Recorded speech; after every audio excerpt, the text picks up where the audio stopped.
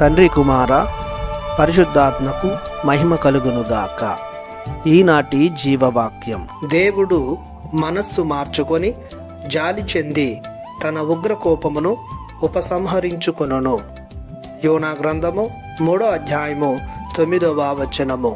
ప్రియ సహోదరి సహోదరులారా, దేవునిచే దీవించబడుతున్న ప్రియ దేవుని బిడ్డలారా, ప్రభువైన దేవుడు మిమ్ము ఈ తపస్కాలములో బలపరిచి తన కృపానుగ్రహాలను దయచేయునుగాక.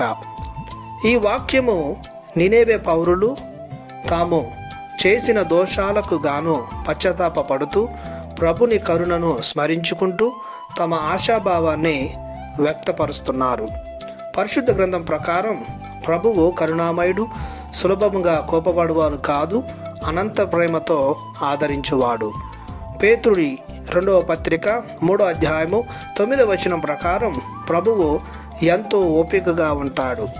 ఎవరునూ నాశనము కావాలనని ఆయన కోరుకోడు, కానీ అందరూ పాపము నుండి విముక్తులు కావాలననియే ప్రభుని వాంఛ. అందుకే క్రీస్తు ప్రభు తన ఇహలోక పరిచర్యను ప్రారంభించగానే మార్కు శుభవార్త 1వ అధ్యాయము 15వ వచనంలో కాలము సంపూర్ణమైనది, దేవుని రాజ్యము సమీపించింది, హృదయ పరివర్తనము చెంది సువార్తను విశ్వసింపుడు అని ప్రకటించాడు.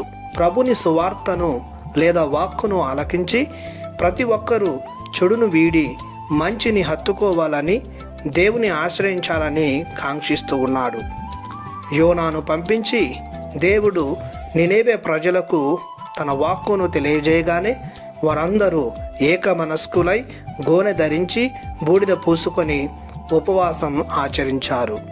ప్రభువు వీరి పశ్చాత్తాప క్రియలకు గాను, పాపము నుండి వైదొలిగినందులకు గాను, ప్రభుని ఏకకంఠంతో క్షమించమని కోరినందుకు గాను ప్రభువు సంతోషించి వారు ఆశించిన రీతిగా వారిని శిక్షింపక దీవించి వదిలివేశాడు.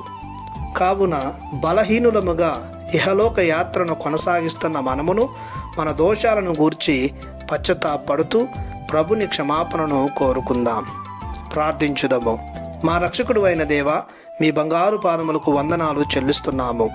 మేము మా దైనందిన జీవితంలో అజ్ఞానంతో చేసిన ప్రతి పాపాన్ని క్షమించమని, దయతో మా బలహీనతలను అధిగమించే శక్తిని మాకు దయచేయమని యేసయ్య పరిశుద్ధ నామములో ప్రార్థిస్తున్నాము తండ్రి. ఆమేన్. దేవుడు మిమ్ము దీవించునుగాక. ఆమేన్.